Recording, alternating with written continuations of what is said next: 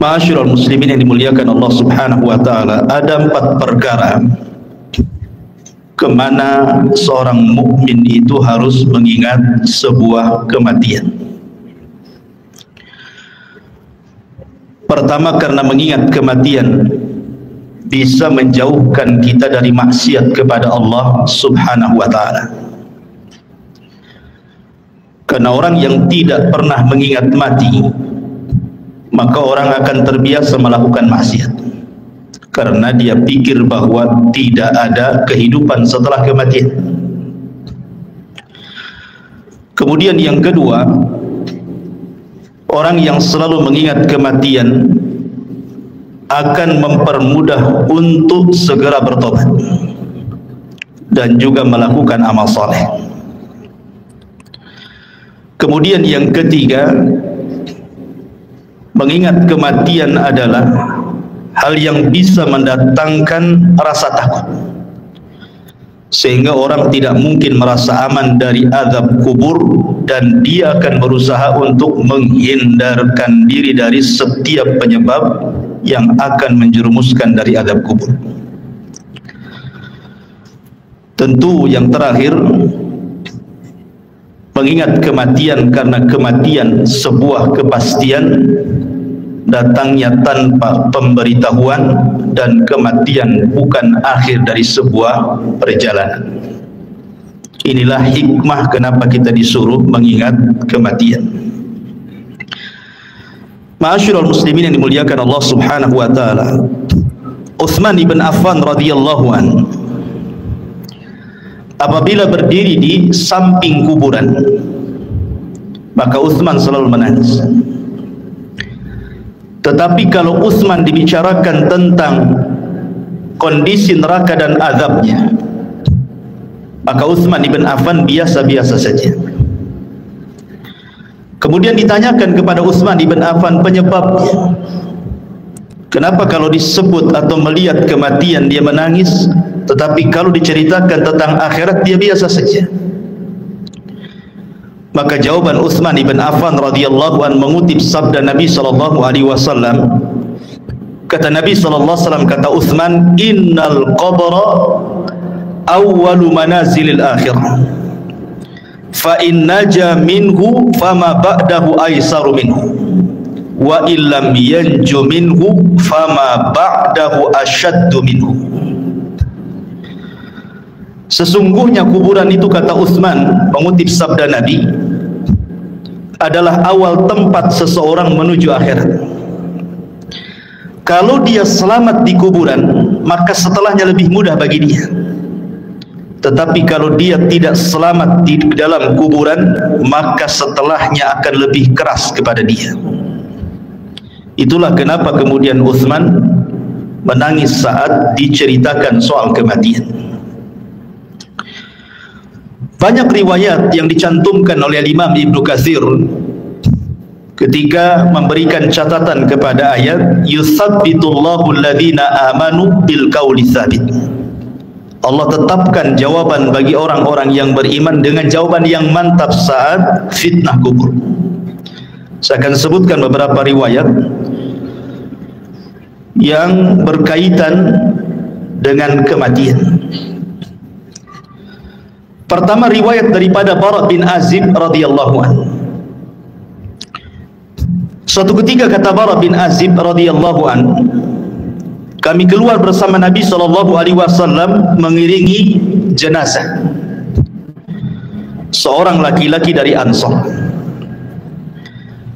Maka ketika galian kubur itu sudah digali dan belum sampai kepada lahatnya, maksudnya lubang kedua dalam kuburan disebut lahat namanya,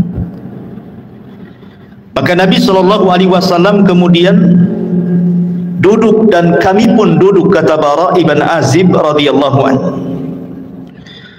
Kemudian kata Nabi SAW, ista'idhu billahi min adzabil qabr, mintalah perlindungan kepada Allah dari azab kubur. Rasul sallallahu alaihi wasallam menyebutnya marrataini aw thalatha, 3 kali. Kemudian Rasul menceritakan tentang ruhnya seorang mukmin. Kata Nabi sallallahu alaihi wasallam, innal abda al-mu'mina idza kana fi inqita'i minad dunya wa ikbali minal akhirati nazala ilaihi malakun minas sama bidul wujuh ka'anna wujuhahumus syamsu. Apabila seorang hamba mukmin, kata Rasul, ketika dia hendak berpisah dari dunia dan menghadap akhirat, maka turun malaikat dari langit yang berwarna sangat putih sekali. Wajah-wajah malaikat ini sangat putih.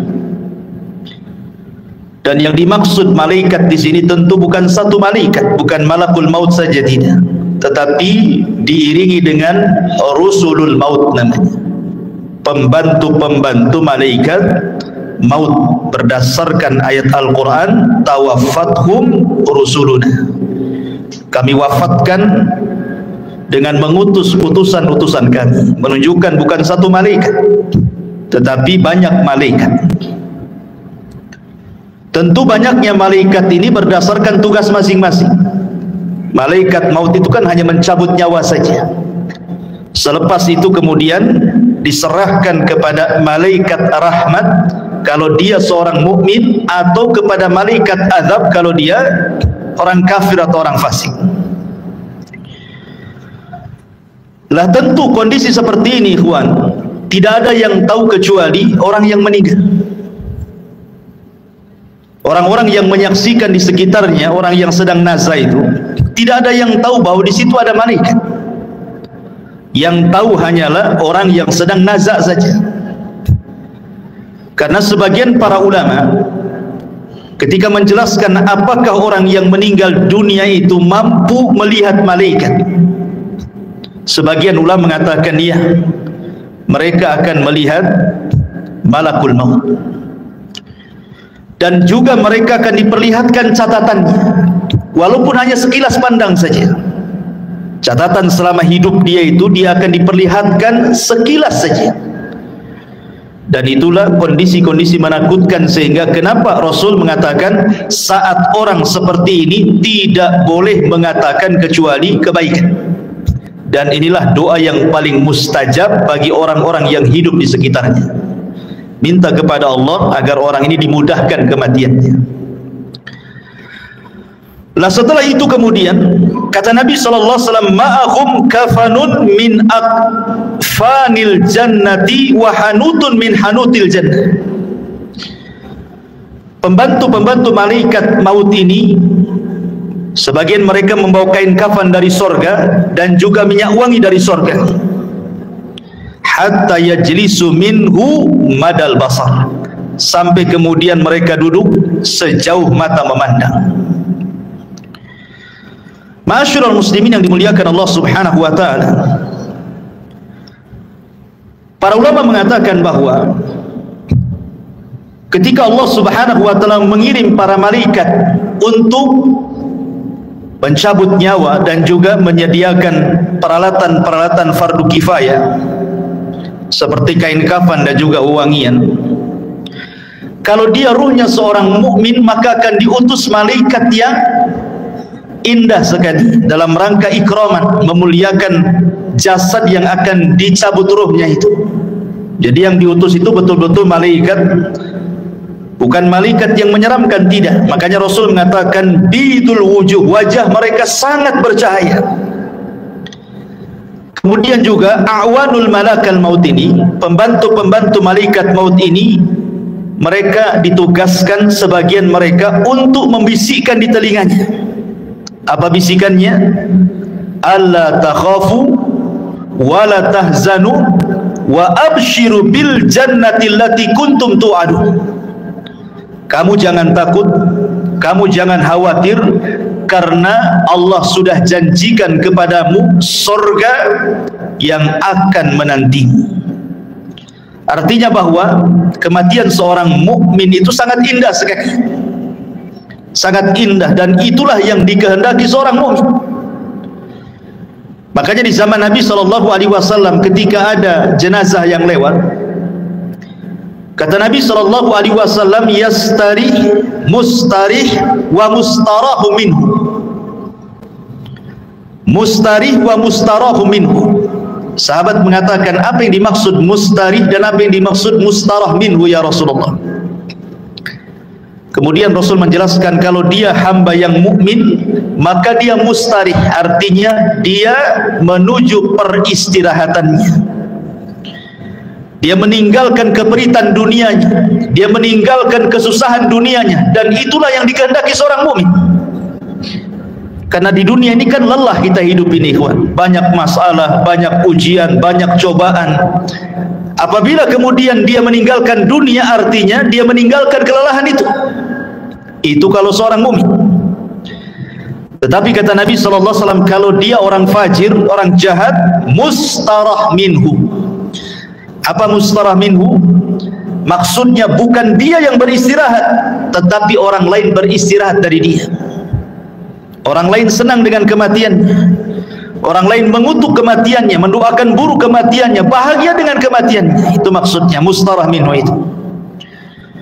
Jadi seorang mukmin itu memang kematian sangat ditunggu-tunggu, karena memang Nabi SAW yang mengatakan, man ahabba liqa Allah ahabballahu liqa'ah. Barang siapa yang cinta berjumpa dengan Allah, maka Allah pun rindu berjumpa dengan dia.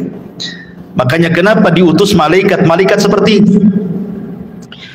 Kemudian setelah orang ini dihadapkan dengan malakul maut dan juga rusulul maut, maka kemudian dalam riwayat yang lain, malaikat maut akan menyeru kepada orang yang sedang sakaratul maut dengan panggilan, ya ayyatuhan nafsu at-tayyibah, wahai jiwa yang tenang, kanat fil jasadi tayyib, yang bersarang di jasad yang baik, ukhruji hamidatan, keluarlah dengan sangat terpuji, wa abshiri birauhi wa rauhanin wa rabbi ghairi ghadban, berbahagialah, keluarlah wahai roh-roh yang baik dengan dihadapkan kepada Rabb yang tidak pernah murka kepada anda. Dalam riwayat, marhaban binafsi at-tayyibah, selamat datang jiwa yang sangat baik. Ukhruji ila rabbiki radiyatan mardiyah, keluarlah kepada Rabb yang sudah menanti kamu dengan keridhaan. Tentu panggilan seperti ini, ikhwan, akan merangsang ruh itu untuk cepat keluar. Makanya kalau kita melihat di masyarakat, kan terkadang ada orang yang nazar itu sampai berhari-hari tidak keluar-keluar ruhnya. Ada yang 1 minggu dia sakaratul maut, koma. Ada yang 1 bulan tidak mati-mati. Tetapi ruhnya seorang mukmin ketika dipanggil seperti itu, maka Nabi SAW kemudian mempermisalkan ruhnya seorang mukmin ketika dipanggil dengan kata-kata wahai jiwa yang tenang, maka ruhnya itu akan keluar seperti tetesan air yang terakhir fi famis siqa, dari mulut teko yang terakhir dia keluar. Kalau saya analogikan ini botol aqua, ini kan banyak airnya. Kalau kita buka tutupnya ini, kemudian kita tuangkan, tentu air yang pertama kali yang keluar pasti deras, karena masih penuh dengan air, kan? Tapi kalau seandainya air yang dalam botol ini hanya tinggal 1 tetes saja, kemudian kita tuangkan seperti ini, maka air yang 1 tetes itu akan mengalir dengan pelan, kan? Dengan pelan, kemudian jatuh persis di mulut teko tadi. Begitulah gambaran Rasul ketika menjelaskan ruhnya seorang mukmin itu keluar seperti tetesan air yang keluar yang terakhir dari mulut teko. Jadi akan lembut. Lain dengan kalau kita langsung keluar begini kan langsung deras gitu ya. Tapi kalau tetesan yang terakhir kan lembut keluarnya, pelan, tapi pasti kemudian keluar. Begitulah Rasul menggambarkan ruhnya seorang mukmin apabila dicabut oleh Allah lewat para malaikat maut ini.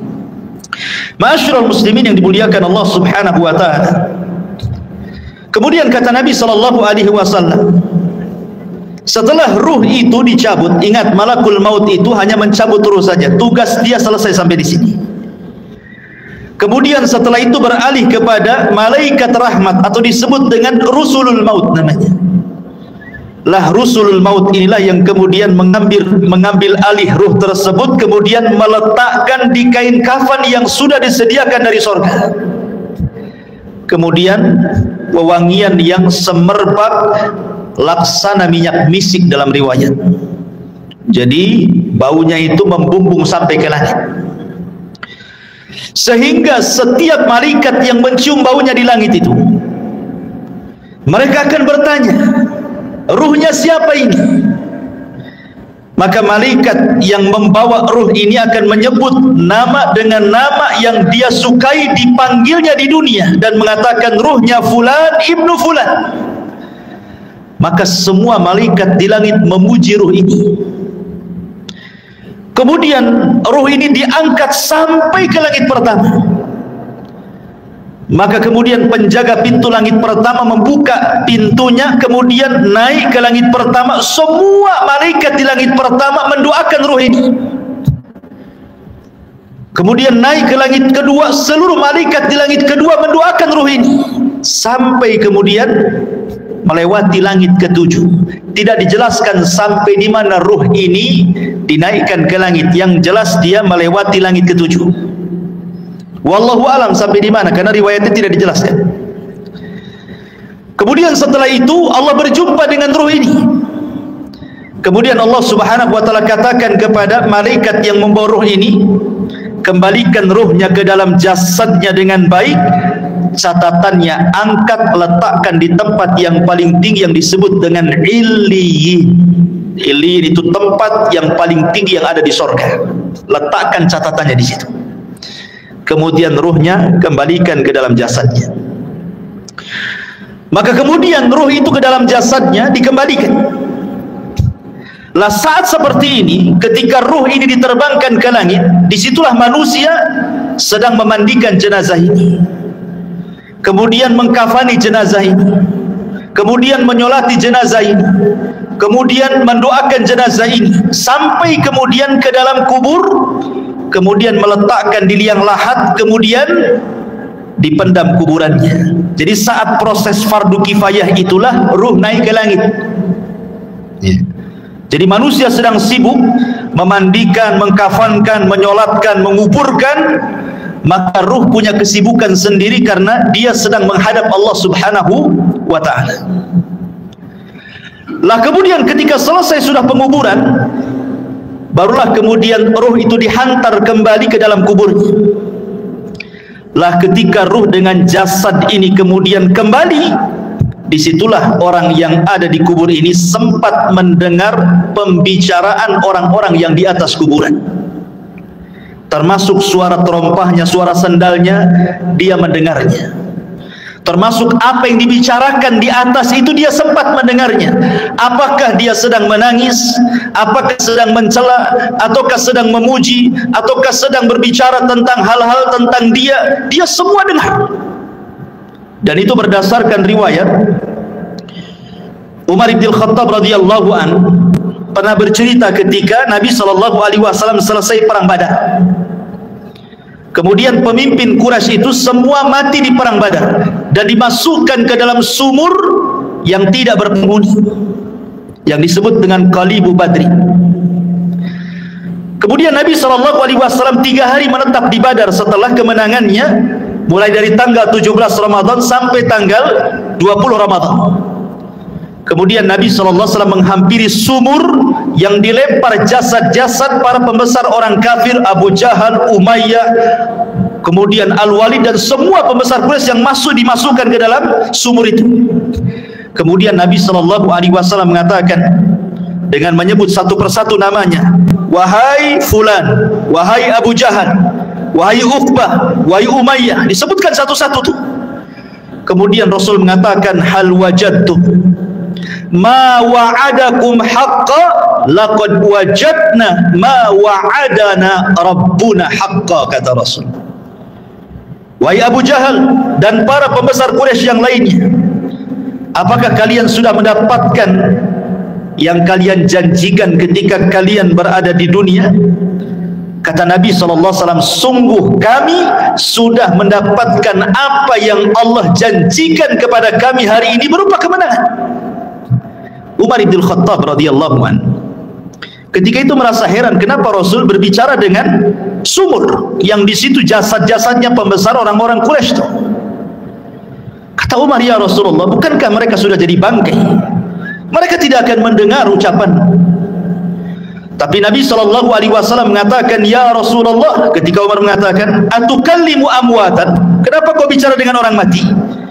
Maka Rasul mengatakan, wallahi ya Umar, ma antum asma lima aqulu lakum. Kalian tidak lebih mendengar dibandingkan orang-orang yang ada dalam sumur ini kepada ucapanku. Artinya para pembesar Quraisy yang sudah mati, yang sudah dimasukkan ke dalam sumur itu sangat mendengar ucapan Nabi. Dari sini istinbat para ulama bahwa apabila orang masuk ke dalam kuburan, maka dia mendengar saat itu apapun yang dibicarakan orang di atas kuburan itu. Makanya pentingnya kita ini menjadi orang baik. Sebab kalau orang jahat pasti akan dibicarakan keburukan di atas kuburan, dan itu menakutkan dia dalam kuburan, kan gitu. Tetapi kalau yang dibicarakanlah pujian-pujian, tentu akan menenangkan, karena tidak mungkin Allah mengumpulkan dua rasa takut, baik ketika di dunia ataukah ketika di dalam kuburan. Tidak mungkin Allah kumpulkan dua rasa takut. Kalau dia takut di dunia semasa hidupnya, maka dia akan merasa aman di kuburannya. Tapi kalau dia merasa aman di dunia, maka dia akan merasa takut di kuburannya. Lah ketika kemudian dia sempat mendengar suara-suara pembicaraan orang yang di atas kuburan, sampai yang terakhir sandal yang melangkah meninggalkannya, disitulah kemudian orang ini sempat mendengar akhir suara terompah yang meninggalkan jauh sampai di pintu gerbang kuburan. Disitulah Allah Subhanahu wa ta'ala kirim amal solehnya. Dalam riwayat yang dikeluarkan atau yang diriwayatkan Abi Hurairah radhiyallahu an, tiba-tiba kemudian datanglah salat inda ra'sihi waz zakatu an yaminihi wasyamu an yasarihi wa kana fi'lul khairati min sadaqatin wassilahi wal ma'rufi wal ihsan ila nasi inda rijlaihi. Tiba-tiba ini sebelum mungkar dan nakir datang, maka amalan salat akan mendatangi dan ada di atas kepalanya. Kemudian zakat di samping kanannya, kemudian puasa di samping kirinya, kemudian perbuatan kebaikan dari sedekah, menyambung silaturahim, memerintahkan kebaikan, berbuat baik kepada manusia diletakkan di antara kedua kakinya. Karena kan posisi dia berbaring. Ya, posisi orang yang dikuburkan berbaring. Sehingga di arah kepalanya ada sholat, kemudian samping kirinya ada puasa, samping kanannya ada zakat, kemudian di sebelah kakinya ada sedekah, ada silaturahim, ada kebaikan, dan begitu seterusnya. Dan amalan-amalan ini menjelma sebagai manusia. Jadi amalan-amalan soleh itu, sholat akan menjadi manusia, kemudian zakat akan menjadi manusia, dan akan mengelilingi dia dalam kuburannya. Sehingga kemudian ketika mungkar dan nakir ini datang, kemudian hendak membentak dengan fitnah kubur, dengan pertanyaan-pertanyaan kuburannya dari arah kepalanya, maka amalan yang ada di kepalanya, amalan solatnya akan mendorongnya dan mengatakan, ma qibali madkhal, tidak ada jalan lewat sini. Kemudian yang ketika malaikat mungkar dan nakir akan bertanya dari sebelah kirinya, maka akan didorong oleh amal soleh sebelah kirinya dan mengatakan, ma qibali madkhal, tidak ada jalan kau untuk bertanya kepada orang ini. dan begitu seterusnya. Setiap kali malaikat Munkar dan Nakir bertanya ini dari arah mana saja, maka kalian dilindungi oleh amal soleh. Subhanallah ikhwan. Ya. Sehingga malaikat yang akan memfitnah kubur ini kebingungan harus bertanya dari arah mana. Ya. Makanya kemudian disebutkan dalam riwayat ini, fayajlisu wa qad tamatsalat lahu asy-syamsu wa qad danat lil ghurub fayuqalu lahu akhbirna amma nas'aluka fayaqulu da'uni hatta usalli. Ketika kemudian malaikat maut atau malaikat Munkar Nakir hendak bertanya, tiba-tiba tidak digubris, tidak direspon oleh orang ini dan mengatakan, jangan tanya saya hendak sholat.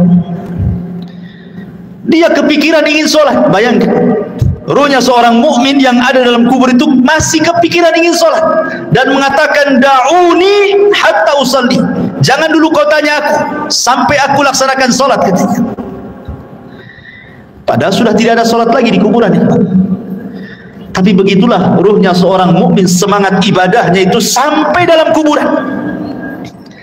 Akhirnya kemudian dia pun didudukkan dengan cara baik, kemudian juga ditanya dengan cara baik masalahnya.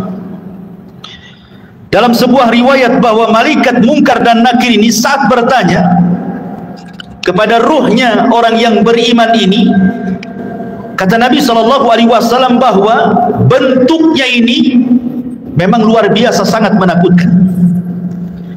Di mana suaranya kalbarki, suaranya malaikat Munkar dan Nakir itu seperti petir, menggelegar. Kemudian juga ucapannya seperti kilat dan wajahnya sangat menakutkan. Dari sini ikhwatu fiddin, pertanyaan semudah apapun dalam kondisi takut pasti akan sulit dijawab kan? Anda saya tanya dengan pertanyaan-pertanyaan, tetapi kemudian setelah itu saya bunuh Anda, umpamanya saya letakkan pistol di kepala, kemudian saya tanya dengan beberapa soalan. Ketika rasa takut menguasainya, soalan semudah apapun akan sulit dijawab. Akan sulit dijawab. Ini kan soalan-soalan yang ma'ruf kita dengar di dunia. Siapa Rabbmu? Kita katakan Allah. Siapa Nabimu? Kita katakan Muhammad. Apa agamamu? Kita katakan Islam. Itu kan mudah. Mudah soalan ini. Tetapi dalam kondisi takut ikhwatu fiddin, walaupun soalan-soalan ini mudah dijawab, belum tentu orang bisa menjawab. Karena memang suara malaikat ini yang bertanya kepada orang ini luar biasa. Suaranya seperti kilat menggelegar, wajahnya menakutkan. Disinilah Allah Subhanahu wa ta'ala berikan hidayah kepada ruhnya seorang mukmin, kepada hamba seorang mukmin, dan Allah katakan yusabbitullahu alladhina amanu bil qawli tsabit. Allah akan tetapkan jawaban orang-orang yang beriman dengan jawaban yang mantap. Jadi yang menjawab itu adalah ketetapan dari Allah, taufik dari Allah, bukan kita. Kan dalam kondisi takut kita tidak bisa jawab ya. Tetapi hamba yang beriman ditolong dalam kuburannya, sehingga Allah Subhanahu wa ta'ala arahkan jawabannya, sehingga setiap ditanya dia sanggup menjawab. Dan ketika dia sanggup menjawab itulah Allah Subhanahu wa ta'ala memberikan rekomendasi dari langit dan mengatakan, ang sadaqa abdi, hambaku telah benar. Ketika sudah dikatakan hambaku telah benar, Munkar dan Nakir pun sudah pergi, tiba-tiba Allah katakan, bentangkan kuburannya sejauh mata memandang. Bentangkan kuburannya sejauh mata memandang.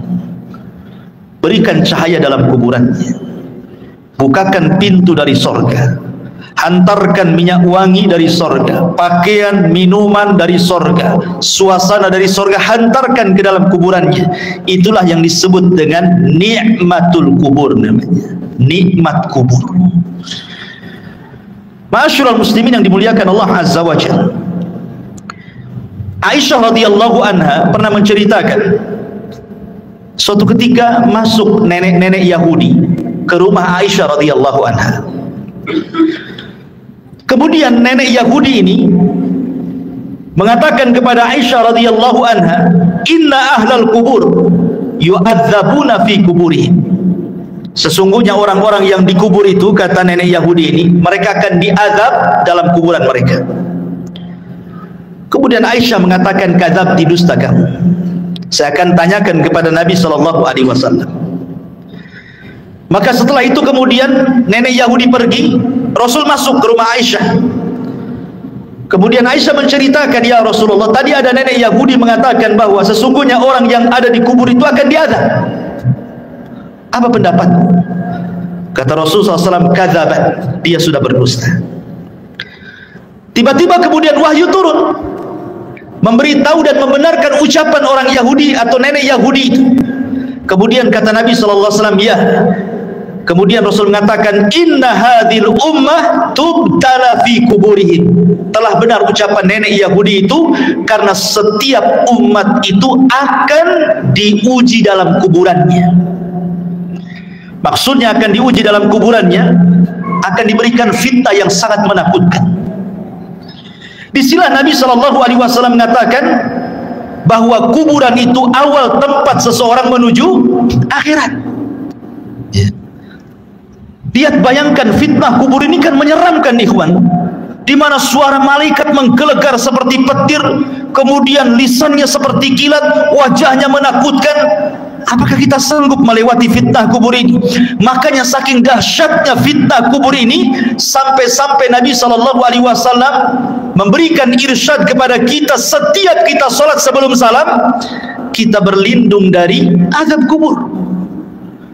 Apa kata Nabi SAW? Allahumma inni a'udzubika min azabi jahannam wa min azabil qabri. Tidak cukup wa min azabil qabri, wa min fitnatil mahya wal mamat. Dari fitnah kehidupan dan kematian. Fitnah kematian artinya fitnah kubur. Karena sangat mengkhawatirkan. Makanya wajar kalau seandainya Nabi SAW memerintahkan para sahabat saat kemudian menguburkan jenazah, disuruh minta dua perkara. Dan ini sunnah bagi antum yang mengantarkan jenazah ke kuburan. Ini jadi sunnah. Setiap antum mengantarkan jenazah ke kuburan, kemudian menguburkannya dan selesai penguburan, dua doa yang disunnahkan oleh Rasul sebelum antum pulang. Pertama, istaghfiru li akhi. Mintalah kepada Allah ampunan akan dosa saudara kita yang ada di kuburan ini. Yang kedua, minta kepada Allah ketetapan supaya dia sanggup menjawab. Itu saja. Itu sunnah dua, jangan pernah ditinggalkan. Jangan kita hantarkan mayat ke kuburan, setelah dikuburkan kita pulang. Enggak begitu sunnahnya. Tetapi selesai penguburan jangan pulang dulu. Kita dekati kuburan, kemudian kita kepal beberapa tanah kalau kita tidak ikut menguburkan, kemudian kita letakkan di atas kuburannya, kemudian kita katakan, ya Allah ampuni orang ini, ya Allah tetapkan jawaban orang ini, kemudian pulang. Itu sunnahnya, ya. Ma'asyiral muslimin yang dimuliakan Allah Subhanahu wa taala. Kembali kepada hadis Nabi SAW. Kemudian Nabi SAW mengatakan, adapun ruhnya orang fajir, orang jahat, orang kafir, orang fasik, maka kemudian malaikat maut ini akan menyerukan dengan kalimat-kalimat yang sangat menakutkan saat kematiannya. Dia mengatakan, ya ayyatuhan nafsul khabithah kanat fil jasadil khabithi ukhruji zamimatan wa abshiri bihamimin wa ghassab. Subhanallah. Malaikat maut mengatakan, wahai ruh yang jahat, yang hinggap di jasad yang jelek, keluarlah secara tercela dan habarkanlah dengan neraka yang menyala-nyala dan juga dengan nanah penduduk neraka. Coba bayangkan panggilannya, wahai jiwa yang buruk, yang bersarang di jasad yang buruk, keluarlah secara tercela dan habar gembirakan dengan neraka yang menyala-nyala dan darah dan nanah penduduk neraka yang sudah menunggunya. Keluar kamu. Ini panggilan menyeramkan, ikhwan. Makanya kenapa kemudian ruhnya orang-orang yang tidak beriman itu tidak mau keluar, sehingga terkadang nazak berhari-hari, berminggu-minggu, berbulan-bulan tidak mau keluar dia tersiksa itu dengan ruh yang ada dalam badannya, sampai-sampai Nabi SAW ke pisau yang berbentuk bengkok, mungkin bahasa kitanya seperti cerulit, ya, ada pisau berbentuk bengkok seperti ini, kemudian dihadapkan dengan kambing wol, yang belum dicukur itu. Lihat kambing wol itu kan banyak tuh rambutnya tuh, kalau belum dicukur itu ya. Kemudian pisaunya dimasukkan. Otomatis ketika pisau dimasukkan ke dalam kambing wol itu, otomatis akan terkait-kait dengan bulu-bulunya. Setelah terkait-kait dengan bulu kambing wol itu, kemudian disiram. Anda bisa bayangkan, akhirnya kemudian makin lengket dengan pisau itu. Kemudian setelah lengket dengan pisau, kemudian kata Nabi SAW, pisau itu kemudian ditarik dengan cara paksa. Kira-kira apa yang terjadi? Akan merontokkan setiap bulu-bulu kambing wol itu. Maknanya ketika ruhnya orang fasik, orang fajir, orang kafir dicabut itu, maka akan merontokkan seluruh persendiannya, seluruh tulang-tulangnya, dan dia akan menjerit. Tidak ada yang tahu rasa sakitnya kecuali Allah, dan jeritannya tidak ada yang mendengar kecuali binatang. Manusia tidak dengar, tetapi para binatang tahu, dan tidak ada yang bisa merasakan rasa sakit seperti itu kecuali Allah yang tahu rasa sakitnya.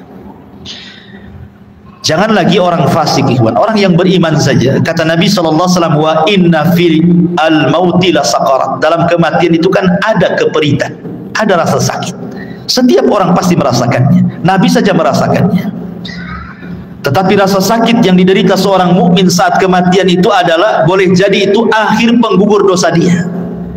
Tapi rasa sakit yang diderita orang fajir, orang fasik, orang kafir, boleh jadi itu awal azab saat kematiannya. Ma'asyiral muslimin yang dimuliakan Allah Azza wa Jalla. Kemudian setelah itu ruh itu keluar, apa yang terjadi? Kata Nabi SAW, maka dia sudah disediakan kain kafan dari neraka. Kain kafan dari neraka itu, artinya ini bukan kain kafan biasa, kain kafan yang penuh dengan api, dengan bau busuk penuh neraka yang melambung ke langit. Ketika para malaikat itu mencium baunya, semua membencinya, semua mengutuk dan melaknatnya. Ini ruhnya siapa? Bau sekali.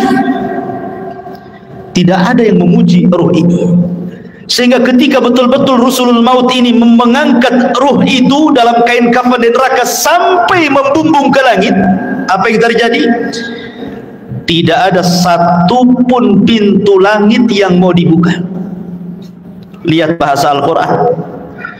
Allah Subhanahu wa ta'ala mengatakan dalam surah Al-A'raf ayat 40, la tufattahu lahum abwabus sama wala yadkhuluna al-jannah hatta yalijal jamalu fi sammil khiyat. Pintu-pintu langit tidak ada yang dibuka, satu pun. Bahkan mereka tidak akan masuk ke dalam surga sampai ada cerita unta masuk ke lubang jarum. Bagaimana mungkin unta yang sangat besar masuk ke lubang jarum? Lubang jarum itu kecil, unta itu besar. Artinya bahwa selubang jarum pun pintu langit itu tidak akan dibuka, dan dia tidak akan menembus walaupun hanya langit pertama. Kemudian setelah itu Allah Subhanahu wa ta'ala hanya berfirman kepada ruh yang jelek ini dan mengatakan, letakkan catatannya fi sijin. Sijin ini tempat di bawah dasar bumi. Kenapa tidak diletakkan di lapisan bumi pertama, kedua, ketiga sampai ketujuh? Sebagian ulama mengatakan bumi menolak catatan amalnya. Bumi saja menolak. Di mana lapisan bumi pertama menolak untuk diletakkan catatannya, kemudian turun lagi ke lapisan kedua menolak juga, lapisan ketiga menolak juga, sampai lapisan bumi yang terakhir menolak juga. Ketika kemudian ditolak, akhirnya diletakkan di mana catatan itu? Di sijin.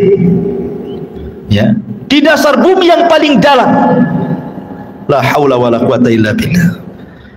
Kemudian kata Allah Subhanahu wa taala dalam Al-Qur'an, "Wa man yusyrik billahi faka'annama kharra minas sama' fatakhtafuhu at-tayru aw tahwi bihi ar-rih fi makanin sahih."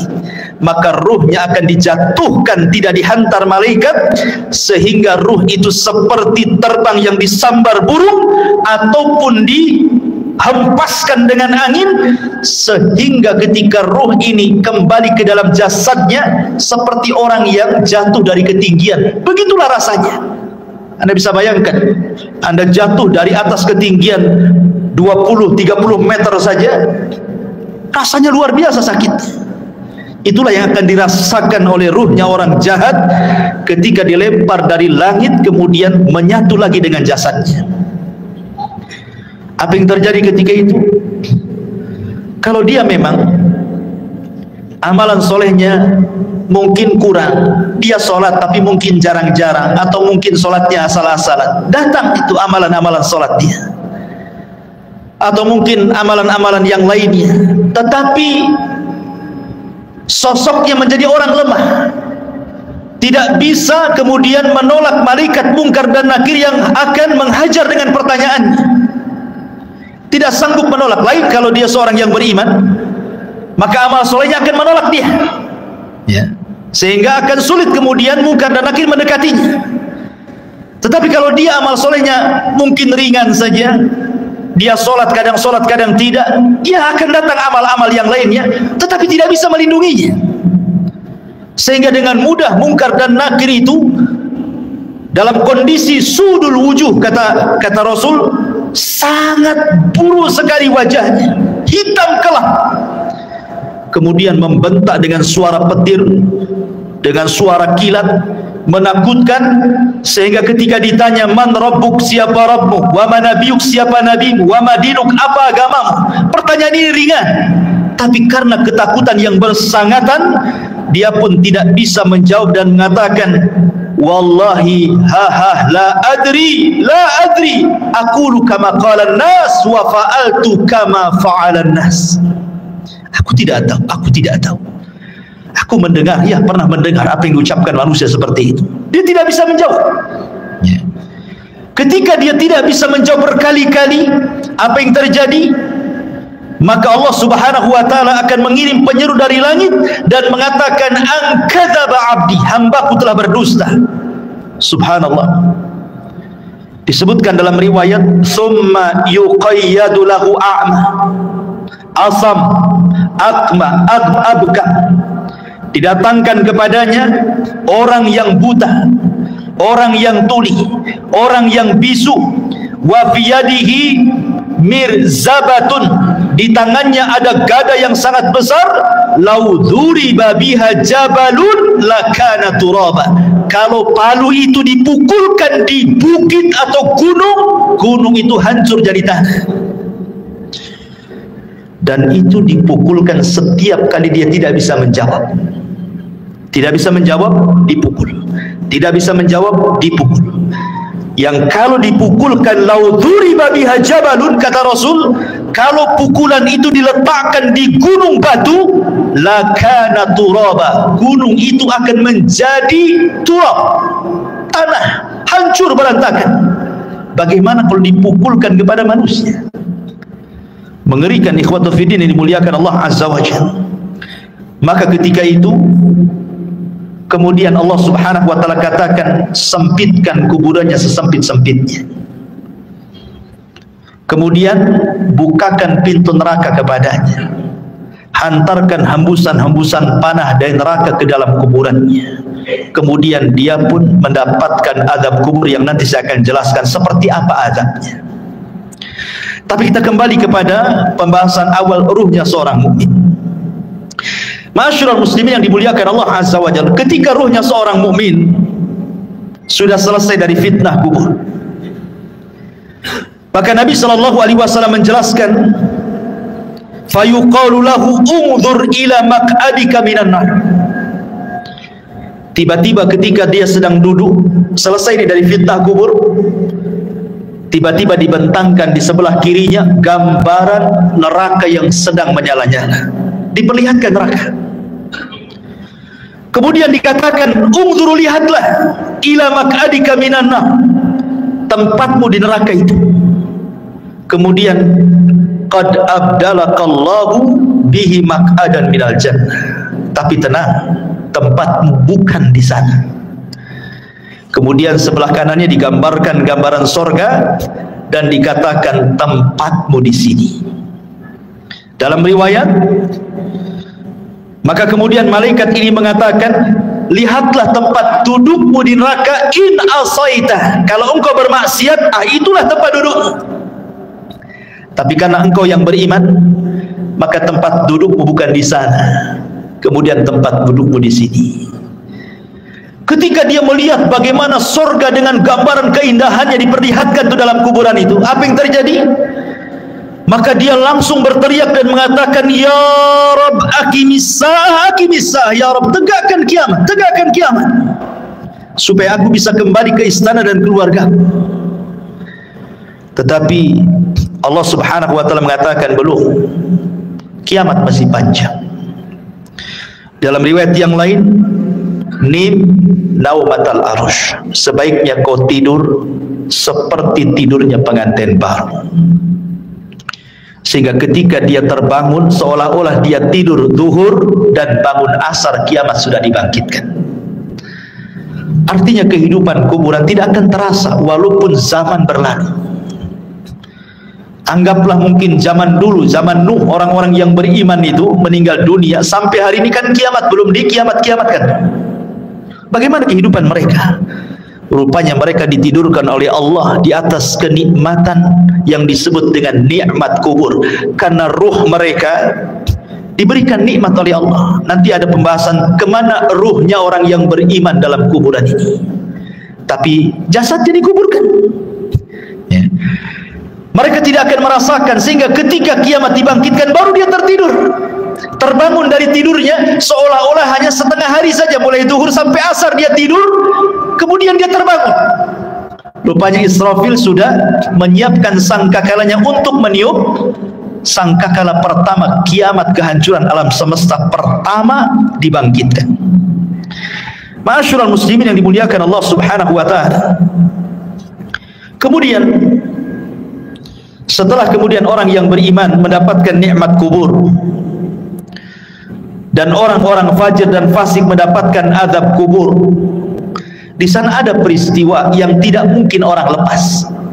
Apakah dia mukmin, apakah dia kafir, apakah dia fasik, apakah dia fajir, apakah dia sahabat Nabi ataukah bukan sahabat Nabi, ada peristiwa yang tidak bisa lepas dari manusia.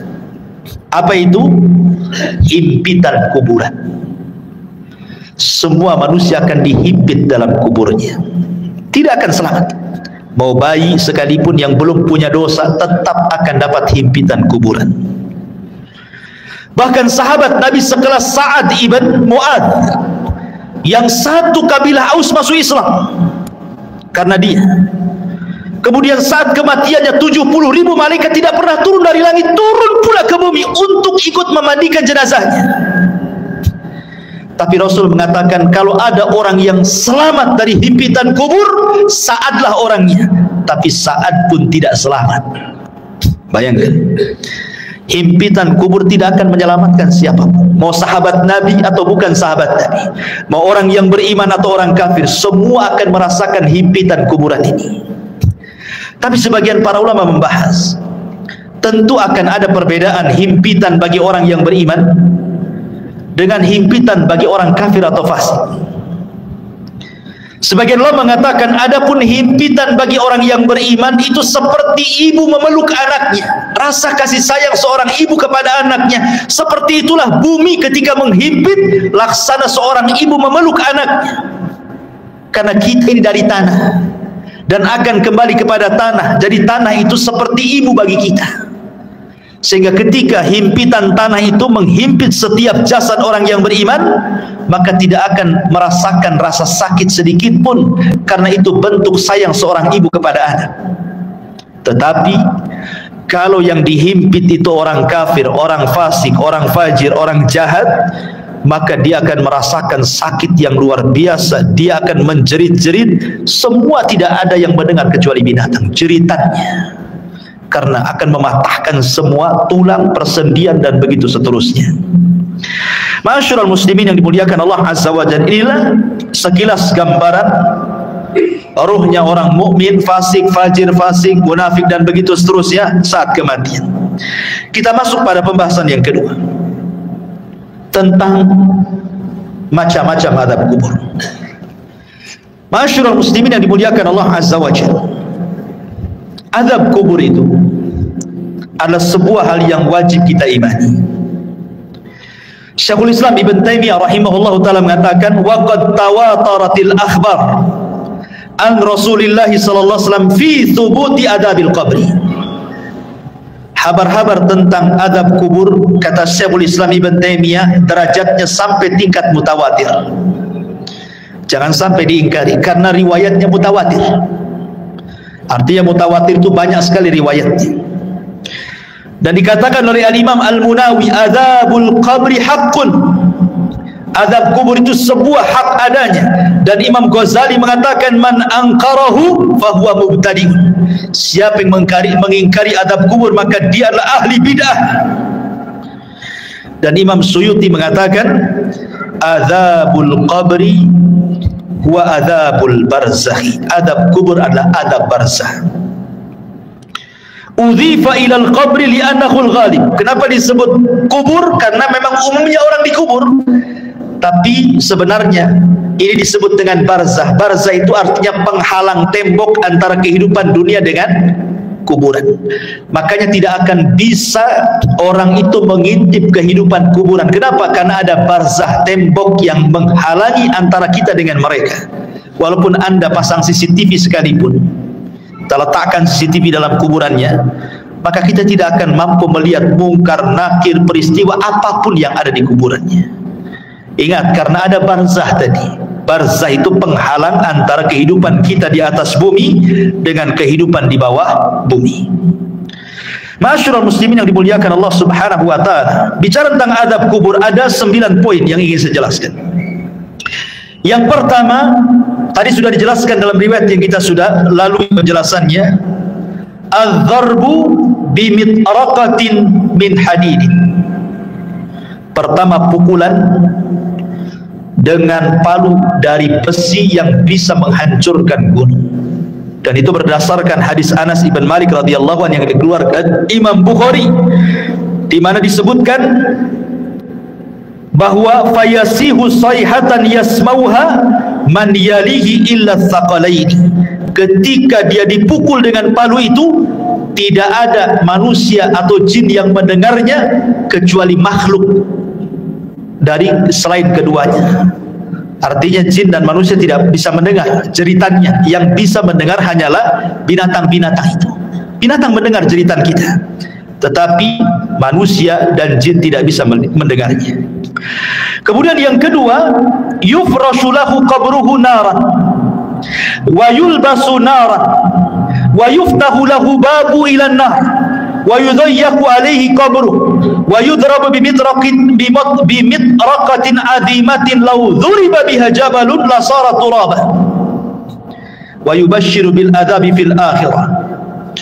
Kemudian yang kedua, azab kubur itu terkadang dalam bentuk dihamparkan tikar dari neraka, dipakaikan pakaian dari neraka, dibukakan pintu dari neraka, disempitkan kuburannya, diletakkan palu yang bisa menghancurkan gunung, dan ditakut-takuti dengan azab akhirat. Bayangkan orang yang di kuburan, sebagian mereka dibentangkan tikar dari neraka, dipakaikan pakaian dari neraka lagi, dibukakan pintu dari neraka lagi, disempitkan lagi kuburannya. Subhanallah. Ini azab kubur yang kedua. Gambaran azab kubur yang kedua bisa dibaca dalam hadis yang dikeluarkan Imam Ahmad, Abi Dawud dari hadis Bara bin Azib. Kemudian yang ketiga, al-khasfu fil ardi. Terkadang dibuat gempa dalam kuburan. Yang merasakan orang yang dikubur saja itu. Kita di atas bumi tidak ada gempa, tapi yang ada di kubur itu merasa digempakan, seolah-olah dia kemudian bumi itu digempa-gempakan, dan dia merasakan seperti itu. Dan ini berdasarkan hadis Ibnu Umar radhiyallahu anhuma yang dikeluarkan Imam Bukhari dan Muslim. Kemudian yang keempat, syakku janibai al-fammi ila qafah. Terkadang datang malaikat yang menakutkan, kemudian membawa cerulit yang sangat tajam, kemudian dimasukkan ke mulutnya, kemudian diiris sampai ke tengkuknya. Jadi tarik, dimasukkan pisau itu ke mulutnya, kemudian ditarik sampai ke tengkuknya. Nauzubillah. Atau terkadang radkhur ra'si bil hijarah. Ada malaikat yang membawa batu besar, kemudian orang itu dibaringkan, kemudian dibentur-benturkan kepalanya. Kalau hancur nih, dikembalikan lagi kepalanya menjadi bentuk baru, dihancurkan kembali, dan begitu seterusnya. Terkadang al-harqu fi tannuri minan nar, disediakan satu mangkok, satu bejana yang sangat besar, isinya air yang mendidih dari api neraka, kemudian digorengkan di dalam.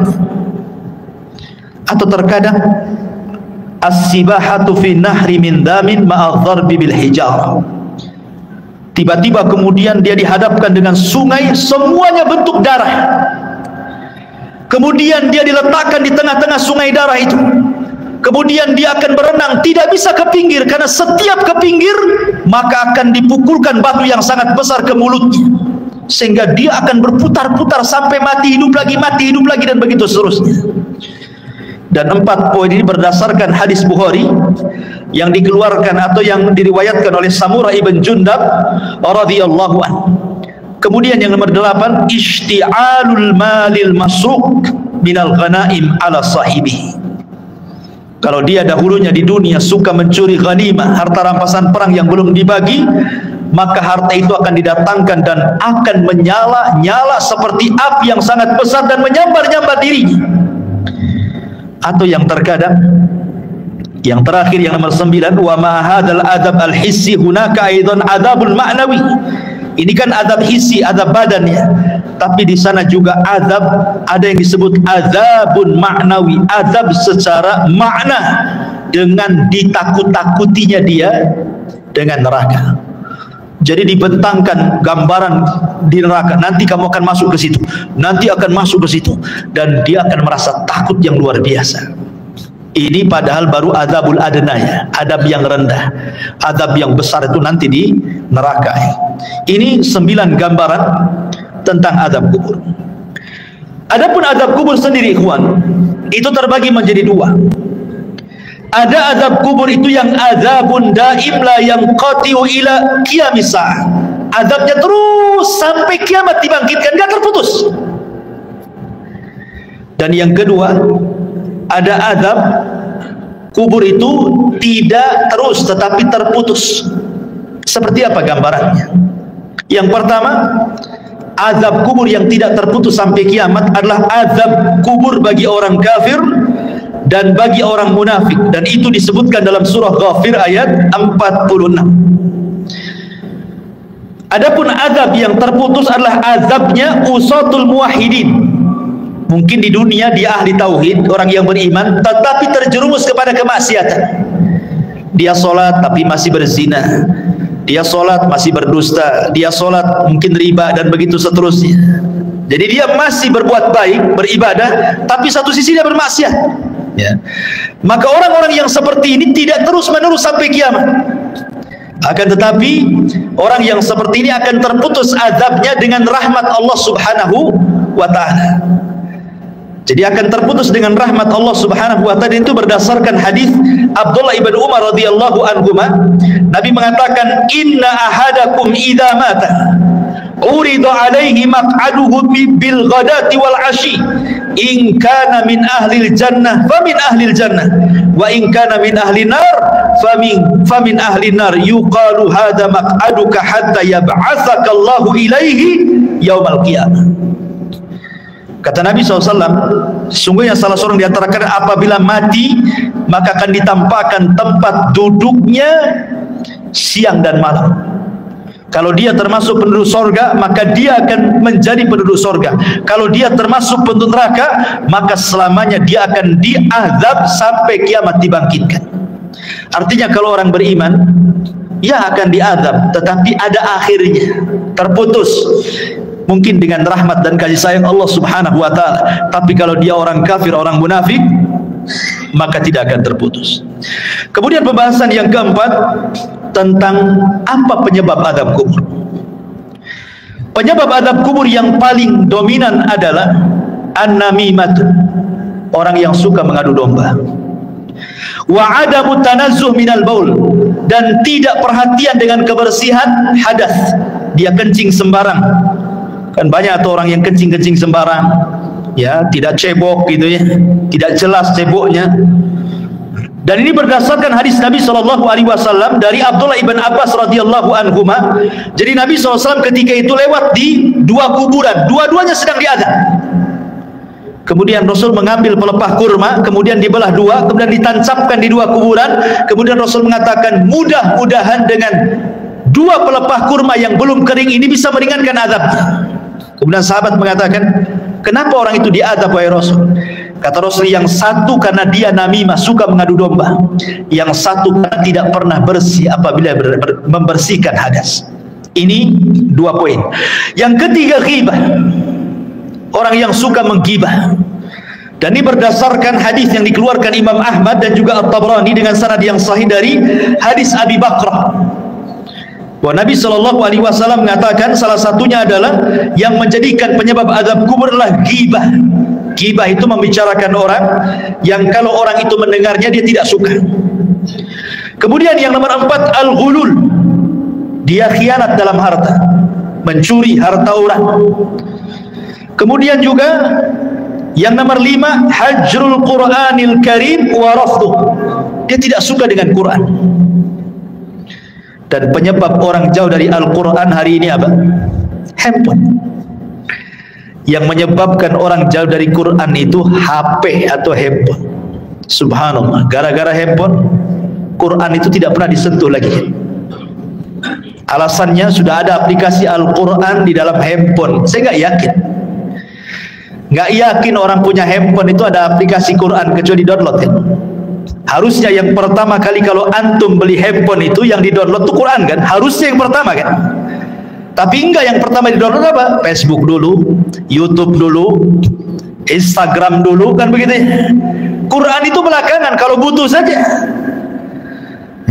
Padahal harusnya yang pertama itu. Subhanallah ya. Sekarang ini banyak orang yang mengeser hal-hal yang baik, tetapi hanya sekedar copy paste, kemudian pemberitahuan ibadah kepada manusia lewat medsos, tapi dia sendiri malas ibadah kan? Malas. Bahkan orang yang ibadah saja sekarang diberitahu. Kalau dulu orang sholat malam, tidak ada yang memberitahu dia sedang sholat malam kan? Sekarang dia kasih tahu orang. Kalau dia sedang sholat malam itu dia kasih tahu orang dengan cara apa? Ya nulis status lah di Facebook. Ya mudah-mudahan ada yang bangun jam sekian. Maksudnya itu ingin ngasih tahu bahwa dia bangun. Cuman ngasih tahu saja. Sholat kan gitu. Seolah-olah dia sedang sholat, orang tidak kan begitu. Ini kan ria juga. Apa bedanya kan begitu? Sekarang ini semua itu memang banyak orang yang baik mengeser kebaikan, tapi hanya di-share saja. Orang yang mengeser sendiri tidak pernah mengamalkan kebaikan yang di-share-nya kan? Lalu apa faedahnya ikhwatu fiddin muliakan Allah Azza wa Jalla? Makanya di sini ikhwatu fiddin bahwa tantangan yang paling berat ketika orang jauh dari Quran itu adalah handphone. Handphone ini tidak bisa lepas dari kita. Tidur saja wajib di sampingnya. Kalau bisa itu sekarang ada power bank itu wajib di sampingnya. Nggak perlu lagi dicopkan, sudah ada di bawah bantal. Bangun saja itu yang dibaca. Kira-kira ada apa nih? Ya. Kemudian kalaupun dia sekarang kan tidak ada orang dengar televisi kan atau melihat televisi, jarang. Orang sekarang pegang handphone, di mobil pegang handphone, di pekerjaan tinggal handphone. Kalau hilang handphonenya, itu kayaknya hilang dunia dari dia. Ya kan? Kalau dompet ketinggalan, gampang lah nanti. Tapi kalau handphone ketinggalan, pulang diambil. Ya, sampai seperti itunya. Jadi ini salah satunya adalah hajrul Quran, meninggalkan Quran, termasuk juga an-naumu anis salatil maktubah. Orang yang sengaja tidur ketika datang waktu salat. Dan itu berdasarkan riwayat yang dikeluarkan ataupun dari sahabat Samurah ibn Jundab radhiyallahu an, Nabi SAW mengatakan, ammal ladzi yuslagu ra'suhu bil hajar fa innahu ya'khudul Qur'an fayarfadhuhu wa yanamu anis salatil maktubah. Jadi ketika Rasul menjelaskan di kuburan itu ada malaikat yang membawa batu, kemudian ada yang terlentang, kemudian dibenturkan kepalanya sampai hancur. Kemudian malaikat ini pergi hendak mencari batu yang lain. Kemudian ketika datang batunya yang baru, rupanya kepalanya sudah kembali menjadi normal, dibenturkan lagi, kemudian cari batu lagi, dan begitu seterusnya. Kemudian Rasul menjelaskan bahwa adapun kenapa azab orang ini seperti ini, pertama karena dia tidak pernah membaca Quran, yang kedua karena dia tidur saat datang waktu sholat. Nah ini yang keenam. Kemudian yang ketujuh al-kadhib, orang yang suka berdusta. Dan sekarang dusta ini paling mudah dilakukan dengan medsos. Sekali lagi kembali ke medsos, apalagi musim politik. Hari-hari musim politik ini jangan nge-share asal-asalan, karena terkadang untuk menjatuhkan lawan, terkadang menyebarkan berita hoax. Kita tidak tahu. Ya, contoh umpamanya akhir-akhir ini kita mendengar Saudi Arabia mengadakan pesta itu, Halloween itu apa itu ya, pesta apa namanya, hantu. Ya. Hoax, Iwan. Tidak ada itu cerita kayak gitu. Dari mana? Itu hoax yang disebarkan untuk menjelek-jelekan negara sana kan itu. Itu kan sedang membuka festival apa? Ya, ceritanya begitu. Ya, memang dia membuka semacam wahana wisata. Kemudian di situ ada hantu-hantuan. Mungkin ada orang sana yang berpenampilan seperti itu, kemudian disebar seolah-olah Saudi mengadakan acara seperti itu. Ikhwatu fiddin, muliakan Allah Azza wa Jalla. Nah, berita-berita seperti ini kalau kita hanya melihat YouTube saja, oh seolah benar kan? Ya. Ini berita hoax. Kadang-kadang kita mudah terpancing dengan berita-berita seperti ini hanya karena melihat YouTube saja kan? Nah, ini hati-hati. Kalau kita mungkin hanya sekedar membaca, oke lah. Tapi kalau kemudian sampai mengeser, kan sama aja dengan hantu menyebarkan dusta kan? Nah itu kan hati-hati. Ini penyebab azab kubur terbesar hari ini adalah dusta. Karena orang berdusta paling mudah sekarang. Nulis status share, copy paste share, selesai. Dia tidak sadar bahwa dia sedang berdusta. Kalau dulu berdusta itu paling 1-2 orang yang kena korbannya. Sekarang kita berdusta ini bisa ribuan orang kena korban, ikhwan. Dengan cara melihat itu semua kena dengan berita yang kita share. Nauzubillah. Ya. Dan ini kata Al-Hafidz Ibnu Hajar rahimahullahu taala, wa innama istahaqqa ta'dzib lima yarshau an tilka al-kadhbah. Bahwa kata Imam Al-Hafidz Ibnu Hajar rahimahullah mengatakan sesuatu hal yang berhak mendapatkan azab kubur ketika seseorang mudah kemudian menyebarkan berita dusta. Kemudian yang nomor 8 zina berdasarkan hadis Samurah bin Jundab. Kemudian yang nomor 9 aklur riba, memakan dosa riba. Kemudian yang nomor 10 asyirku wal kufru, kesyirikan dan kekufuran. Termasuk juga niyahatul mayyit. Niyahatul mayyit itu maksudnya orang yang hidup ketika ada yang meninggal, orang yang dicintainya, dia pun meraung-raung, menjerit-jerit seolah-olah menolak takdir Allah. Ya, seolah-olah menolak takdir Allah. Ini bahaya karena membuat orang yang meninggal itu diazab. Kata Nabi SAW, yu'adzabul mayyitu bibukai ahlihi alihi. Bahwa mayit akan diazab dengan tangisan orang yang hidup kepadanya. Makanya antum wajib, laki-laki yang menggunakan akalnya, kalau ada keluarga yang meninggal, nasihati. Biasanya wanita-wanita yang suka niyahan, ya, nasihati mereka. Jangan menangis, tabah, sebab dengan tangisan orang hidup itu menjadikan si mayat diazab masalahnya. Nah, ini juga termasuk daripada azab kubur. Dan banyak sekali. Kemudian secara singkat amal-amal yang bisa menyelamatkan dari azab kubur. Pertama, perbanyak baca surah Al-Mulk. Tabarakalladzi biyadihil mulku wa huwa ala kulli syai'in qadir. Perbanyak baca surat Al-Mulk. Kemudian yang kedua, perbanyak amal saleh. Kemudian yang ketiga, berdoalah agar kita diwafatkan di hari Jumat. Berdoa kepada Allah agar kita diwafatkan di hari Jumat, dan kita bersabar saat ditimpa sakit. Kalau seandainya kita sabar saat sakit kemudian meninggal, boleh jadi itu husnul khatimah. Karena saat-saat orang sakit itu biasanya setan lebih dekat dibandingkan saat dia sembuh. Ingat, orang sakit itu lebih dekat dengan setan dibandingkan dengan Allah. Karena biasanya kalau orang sakit, ikhwan, apalagi kalau sudah bertahun, itu biasanya mudah putus asa. Terkadang di antara mereka lah sudah lebih mati saja daripada nyusahkan orang hidup, ya.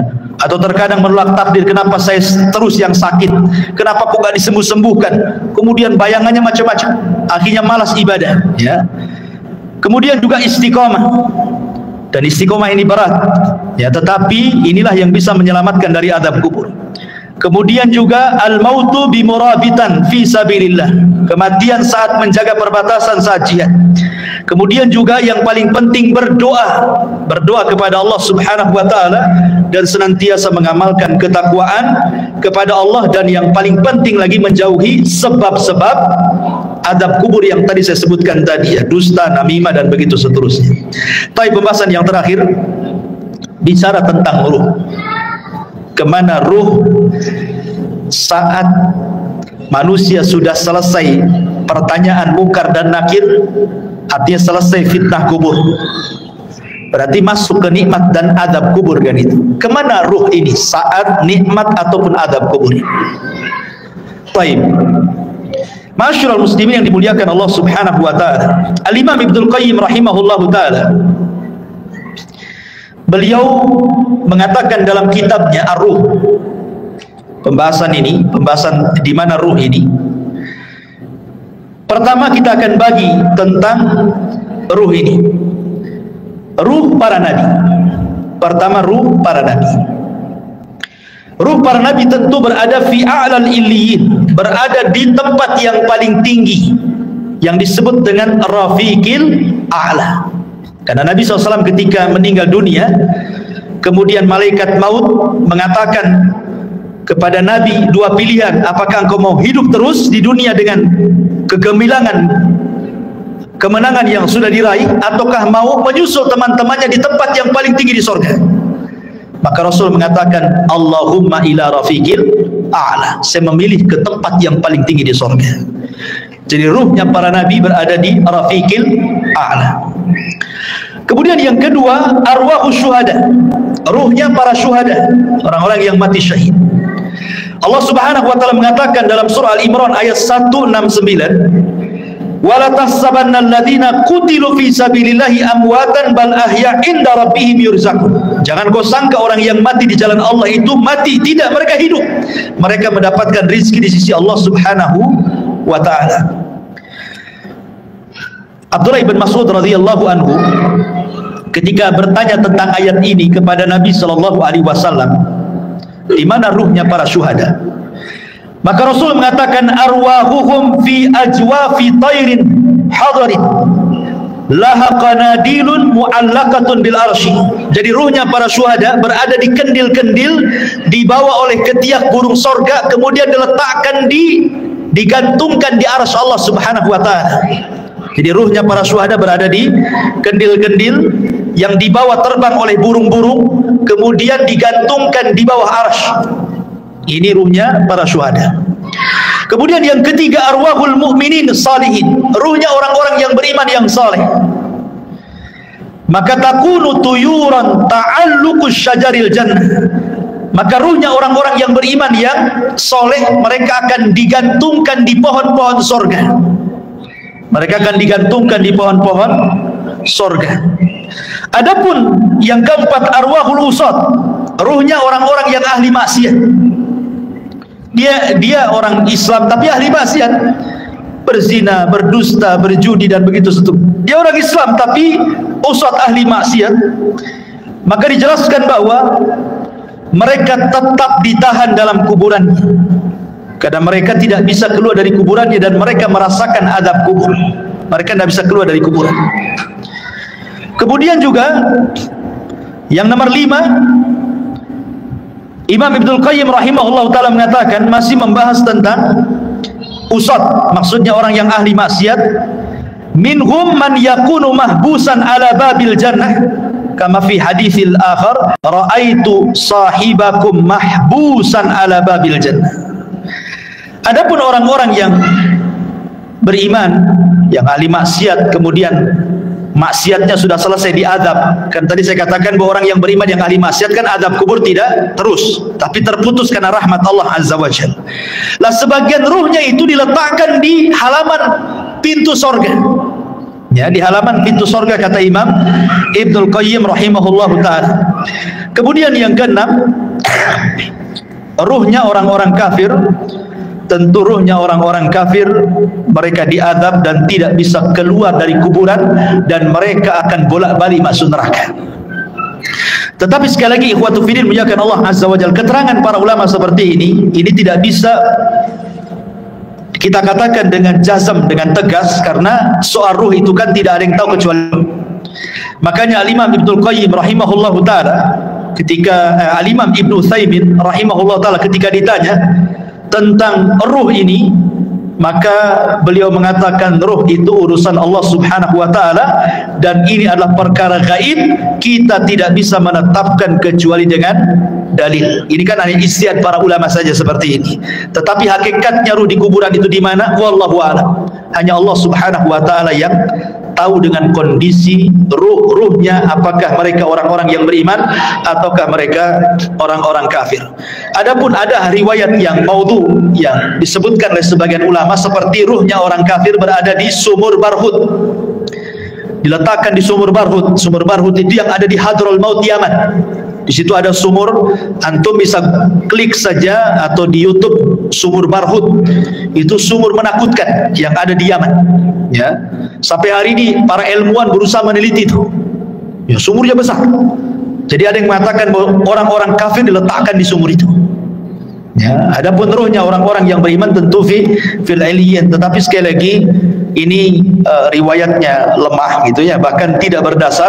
Tapi oleh sebagian ulama ada yang menyebutkan seperti perkataan Imam Barbahari rahimahullah dalam kitabnya Syarhu Sunnah.